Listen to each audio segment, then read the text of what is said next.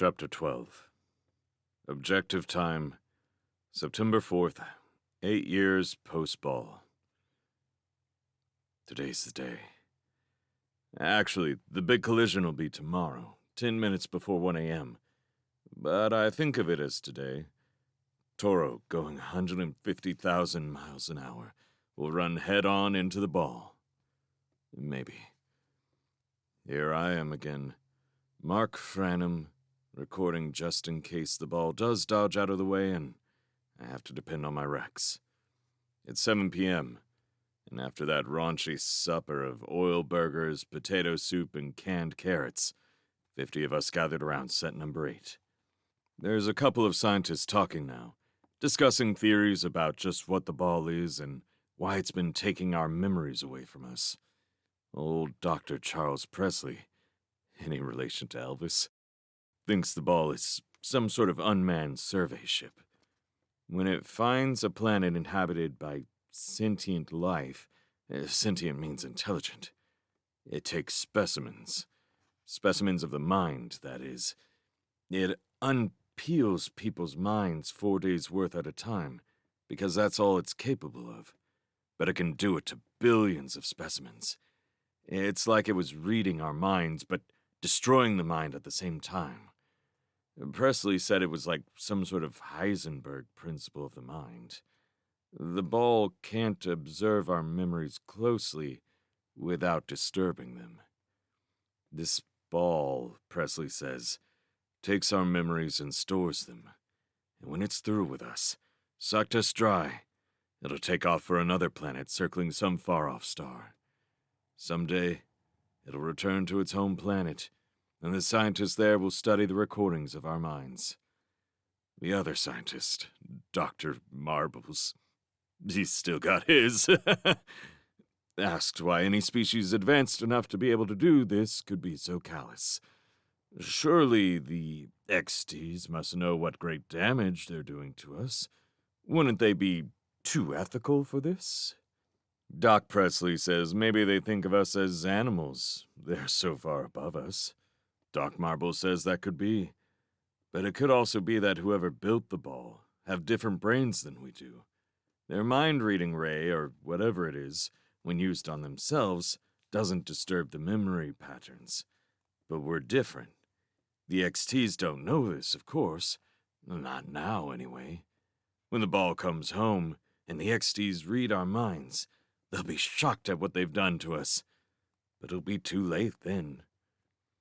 Presley and Marbles got into an argument about how the XTs would be able to interpret their recordings.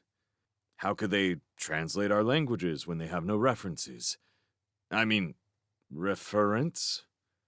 How are they going to translate chair and Rex and rock and roll and yucky and so on when they don't have anybody to tell them their meanings? Marbles said they wouldn't have just words.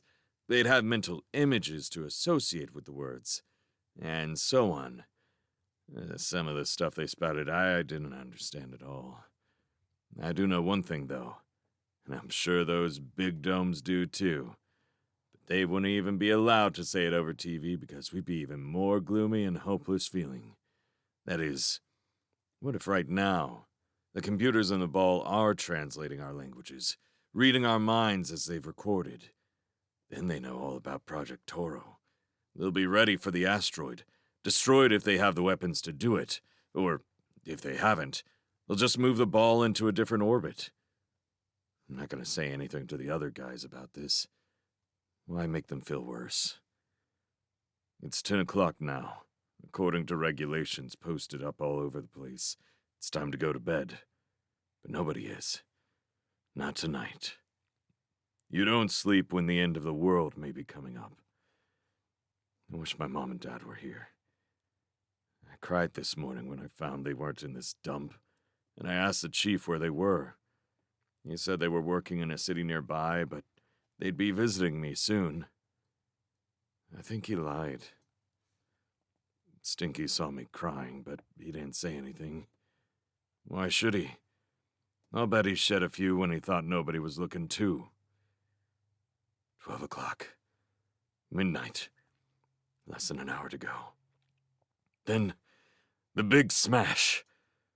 Or, I hate to think about it, the big flop. We won't be able to see it directly because the skies are cloudy over most of North America. But we've got a system worked out so we can see it on TV. If there's a gigantic flash when the Toro and the ball collide, that is. What if there isn't? Then we'll soon be just like those grown-up kids. Some of them 20-year-olds that they keep locked up in the big building in the northwest corner of this place, saying nothing but Dada or Mama, drooling, filling their diapers. If they got diapers, because old Rogers says he heard, today of course, they don't wear nothing. The nurses come in once a day and hose them and the place down. The nurses don't have time to change and wash diapers and give personal baths. They got enough to do just spoon-feeding them. 3.5 more hours to go. I'll be just like them. Unless, before then, I flip, and they put me in that building old Rogers calls the Puzzle Factory. They're all completely out of their skulls, he says, and even if Mimloss stops tonight, they won't change any. Old Rogers says there's 50 million less people in the United States than there were in 1980, according to the Rex. And a good thing, too, he says, because it's all we can do to feed what we got. Come on, Toro. You're our last chance. If Toro doesn't make it, I'll kill myself. I will. I'm not going to let myself become an idiot. Anyway, by the time I do become one, there won't be enough food to go around for those that do have their minds. I'll be starving to death. I'd rather get it over with now than go through that. God'll forgive me. God, you know I want to be a minister of the gospel when I grow up, and that I want to help people. I'll marry a good woman, and we'll have children that'll be brought up right, and we'll thank you every day for the good things of life and battle of the bad things. Love. That's what I got, Lord. Love for you, and love for your people. So don't make me hate you. Guide Toro right into the ball, and get us started on the right path again. I wish Mom and Dad were here. 12:30. In 20 minutes, we'll know. The TV says the H-bombs are still going off all around the ball. The TV says the people on the East Coast are falling asleep. The rays, or whatever the ball uses, aren't being affected by the H-bomb radiation, but that doesn't mean that its sensors aren't. I pray to God that they are cut off. 10 minutes to go. Toro's got 25,000 miles to go. Our sensors can't tell whether or not the ball's still on its original orbit. I hope it is. I hope it is.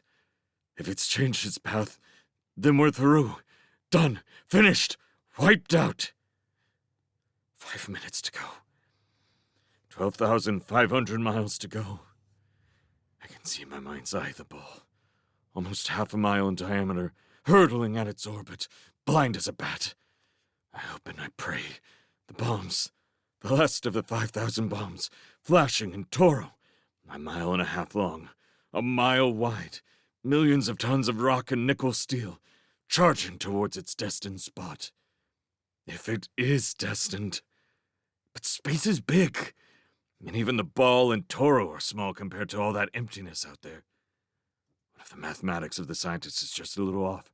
Or the rocket motors on Toro aren't working just like they're supposed to, and Toro just tears on by the ball? It's gotta meet the ball at the exact time and place. It's just got to. I wish the radars and lasers could see what's going on. Maybe it's better they can't. If we knew that the ball had changed course. But this way we still got hope. If Toro misses, I'll kill myself. I swear it. 2 minutes to go. 120 seconds. The big room is silent except for kids like me praying or talking quietly into our wrecks and praying and talking and sobbing. The TV says the bombs have quit exploding. No more flashes until Toro hits the ball. If it does. Oh, God. Let it hit. Let it hit. The unmanned satellites are going to open their camera lenses at the exact second of impact and take a quick shot. The cameras are encased in lead, the shutters are lead, and the equipment is special, mostly mechanical. not electrical. Almost like a human eyeball. If the cameras see the big flash, they'll send an electrical impulse through circuits, also encased in lead, to a mechanism that'll shoot a big, thin-shelled ball out. This is crammed with flash powder, the same stuff photographers use, and mixed with oxygen pellets so the powder will ignite. There's to be 3 of the biggest flashes you ever saw. 3. 3 for victory. If Toro misses, then only 1 flashball will be set off. Oh, Lord, don't let it happen. Planes with automatic pilots will be cruising above the clouds, and their equipment will see the flashes and transmit them to the ground TV equipment. 1 minute to go. Come on, God. Don't let it happen. Please don't let it happen. That's some place way out there, some thousands of years from now. Some weird-looking character reads this and finds out to his horror what his people have done to us. Will he feel bad about it? Out of good, that'll do. You, out there, I hate you. God, how I hate you. Our Father, which art in heaven. 15 seconds. Hallowed be thy name. 10 seconds. Thy will be done. 5 seconds. Thy will be done. But if it's thumbed down, God, why? Why? What did I ever do to you? Screens blink. Oh my God, the screens blink. What happened? Transmission trouble? Or they're afraid to tell us the truth. It's on! It's on! Yeah!